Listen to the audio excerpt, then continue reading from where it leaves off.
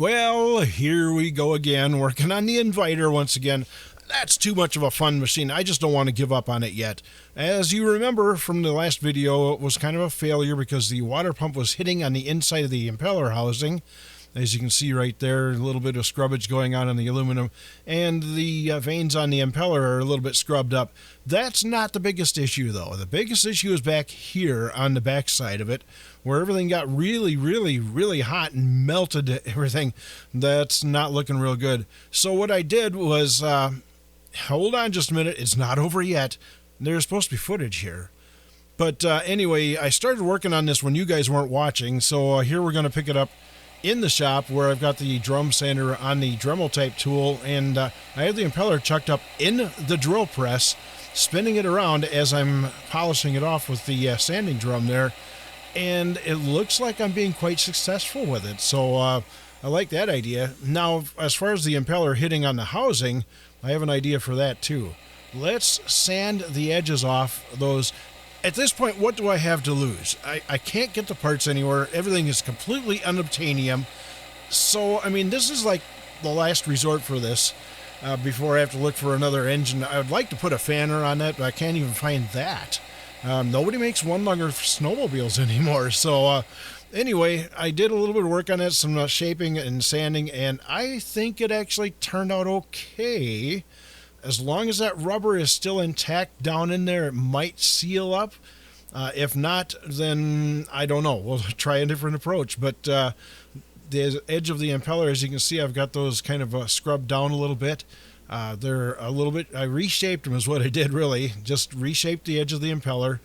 And now let's take this thing outside. I'm speeding things up. You guys watched me put this water pump together before, so just going to kind of slap it all together. This is just a test fit. This is not the for real thing just yet. For really? Really? Words. But, yeah, put the pulleys on there and put the belt spacers on. And I'm only going to hand tighten it. I really don't need to put it any tighter than that. This is just a test fit. Don't even have the gasket in there. And we'll get into that a little bit later on, too. But, yeah, everything's pretty smooth, and there's no real serious damage in there. So I think I might have taken just enough off the edge of that impeller to make that fit in there. And I got to line things up with the alignment pin. I'm not even going to put bolts in this. I'm just going to put it on the alignment pin. And if it hits, then I'll know that I've got to take a little bit more off. But, oh boy, listen to this. It's not hitting in there. It's spinning freely. I wish I would have noticed that when I was putting it on before, because I could have probably avoided a whole lot of this if I would have just noticed that, and you know, the whole meltdown thing we could have missed. We could have avoided all of that. But me being me, I have to do things the hard way. So here we go inside, and of course the gasket is broken. The new gasket that I bought, the last one known to exist to man, and of course new ones are unobtanium. So I had to go out and buy a whole sheet of gasket material, and that way I've got enough there for if I, well, I shouldn't say when I mess it up, I'll have plenty of material to make another gasket should that become necessary, or when that becomes necessary, depending on how you want to look at it. Yes, I'm left-handed. I'm tracing it out on the piece here ever so carefully. And now we're going to go to the inside of it, trace out the inside circle. Well, kind of a circle. It's the inside thing. Then the circles, of course, where the bolts go through and the alignment pins. And this is the result of my handiwork with my left-handed drawing. And it is a bit sloppy, but you know, at least the idea is there, and you can see how it's going to look when it's cut out. I'm just going to cut off a piece of this because I don't want to fight with that whole roll of gasket material. So I'm just going to cut off 3-4 inches off the end of it. Not going to hurt anything that way. And this should give me plenty of material. I can make 3 gaskets should that become necessary. And in fact, what I'm going to do here is I'm just going to cut off a piece of it where the gasket itself actually is. I'm going to cut that out. That knife that came with that kit is not the greatest. It doesn't lock down well. It doesn't even cut right. I had to tear that a little bit. That's not going to hurt anything because that part's going to get cut off anyway. So yeah, I'm just going to leave it as it is. I'm going to start off with the bolt holes, ever so carefully. Once again, using that Chinesium knife that came with it. Yeah, it's a struggle, but it is working, kind of, maybe. Let's see, does it look round? Does it look like, see, yeah, it actually doesn't look too bad. I have a little bit of trouble coloring within the lines as a kid, and as an adult with autism, it hasn't gotten any easier, trust me. But there it is. The holes are cut out. And as you can see, the water pump housing is in the background. I did line that up to make sure those holes lined up. Let's cut this thing out. Oh, there they are, guys. The zebra stripe scissors are back. Yes, they are. And yeah, I'm speeding the footage up a little bit. Believe me, guys, I cannot cut that quickly and be good. I can cut that quickly, but it sure ain't going to look very good when I'm done with it. So, yeah, I speeded the footage up a little bit. We're looking at about a half an hour's worth of cutting there in 10 seconds. There it is. The outside part is done. That was the easy part. Now we got to cut out the inside, and I can't do that with the scissors.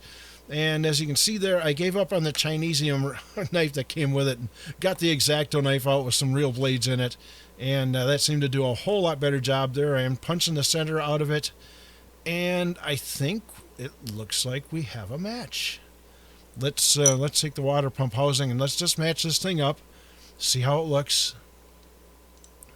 I have a good feeling about this, guys. It matches. It fits. Looks good. Everything lines up, but those little pins on there are simulating the bolts. And, yeah, I think this is going to work. Now let's take it out to... Oh, wait a minute. At this time of night, I really can't take it out there because neighbors wouldn't appreciate me starting that up in the middle of the night, and I can't see what I'm doing in the dark anyway. So this is going to have to wait till morning. Let's take it out there, check it out, and find out if this thing is going to actually work or not.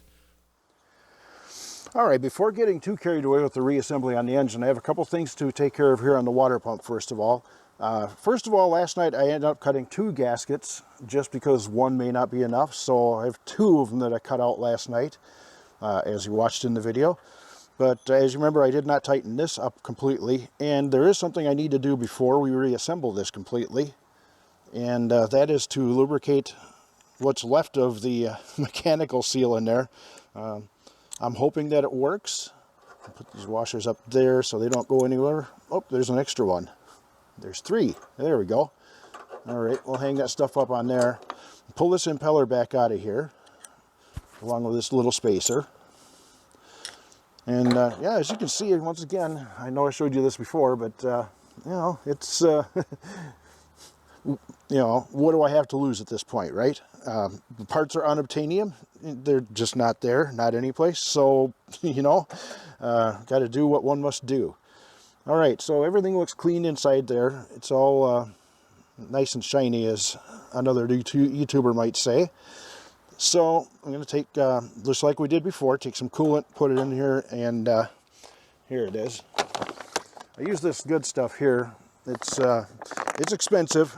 It's like 20 bucks for one of these quart bags. So I don't like to waste a lot of it, but you know, you do have to use some. And there we go.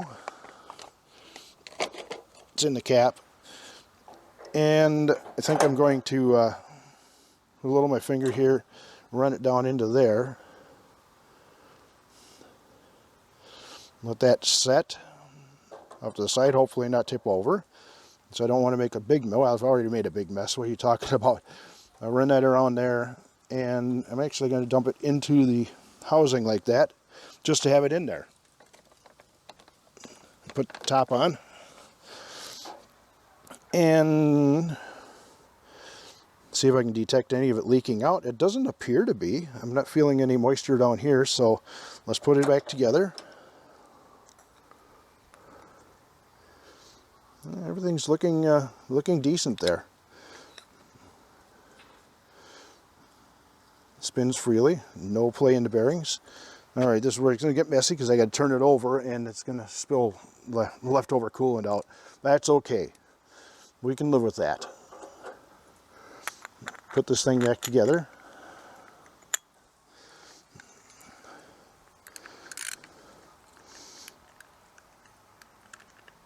There we go. That should be tight enough. All right, while you guys weren't looking, I took the liberty of putting the gasket on here and put a couple screws in it to hold it in alignment.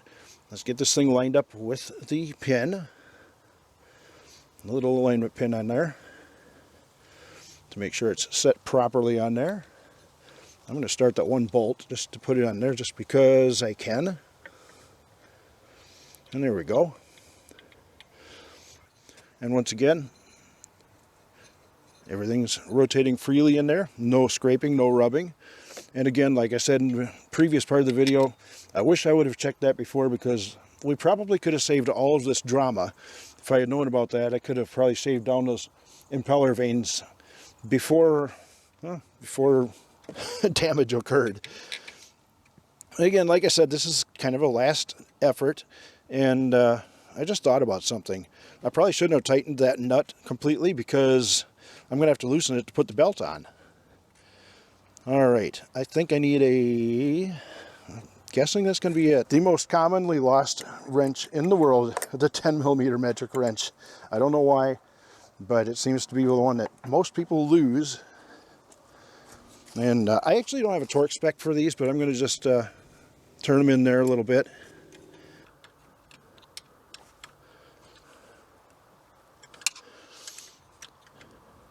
Oh, there we go, it's on.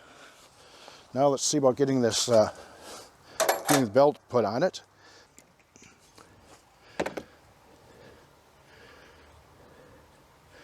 And be careful we don't lose any of these washers under there, because dropping them down in there would be a disaster.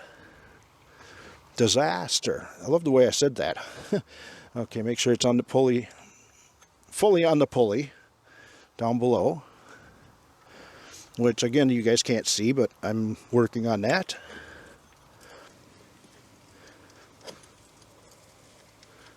I think I'm on the notch now. Yes, I am. All right, now we can tighten it on. Tighten it.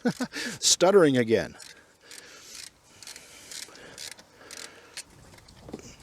There, that's on.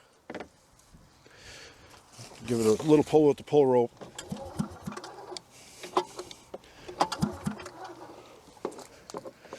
I think that should work. All right, time to reassemble the cylinder once again. Oh, I just remembered something I need to do before I put that head on. This O-ring is all dry, so I want to take some coolant and put around that to make sure it's kind of lubricated. Again, this is a special formula made for these type of vehicles. And it is very expensive. But it's specially made for these type of engines, so that's what I use. It's kind of worth it to me to make sure I have the right stuff. And what I'm going to do is take the head, now that I know it's on there correctly,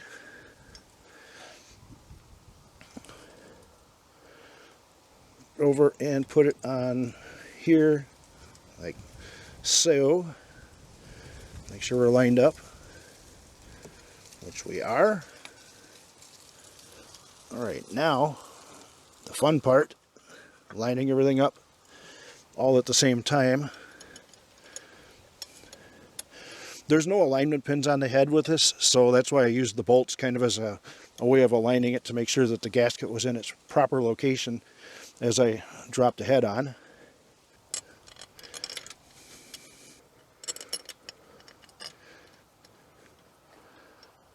I don't know, guys, it seems like we've been here before, doesn't it? This seems like familiar territory to me.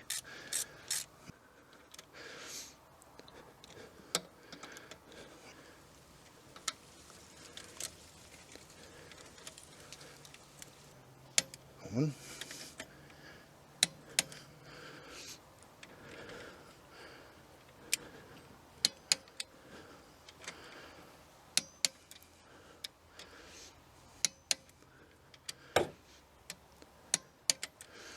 That's it. The engine is essentially reassembled. Time to put these coolant lines back on, fill it back up with coolant once again, and guess it'll be time to start it up and see what happens. Okay, well, while you guys weren't looking, took the liberty upon myself to finish putting things back together. Put the hoses on, put the hose clamps on, refilled the coolant, put the thermostat sensor back on, made sure everything is all copacetic and good to go. I think it's ready to give it a try. What do you think? I don't think it is, because I forgot one thing. It won't run without that hooked up. So I try the electric start, or should I hand pull it? I'm going to hand pull it, see what happens. Maybe I'll just go with the electric start. Make life a little bit easier. Here we go. Let's see what happens.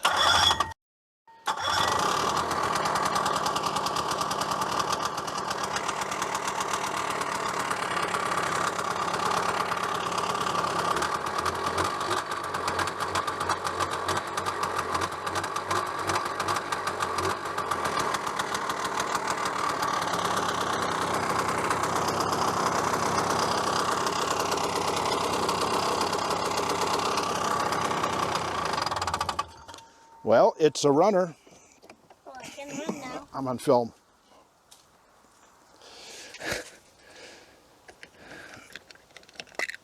Yep, it's a runner, and the coolant level is staying up where it belongs. Let's hope that it stays that way. I feel around the water pump. Don't feel any excessive heat. I don't feel any moisture coming out of it. Everything seems to be working. Well, it's a runner again. I don't know. We'll see how long this one lasts, if it lasts, and keep an eye on the coolant level over here. See what happens. And yeah, if it works, it works. If it don't, then we'll try something else. Meantime, I'm going to put the rest of the parts back on the engine, the belt cover and all that kind of good stuff. Run it through a couple heat cycles, retorque the head bolts, and wait for winter.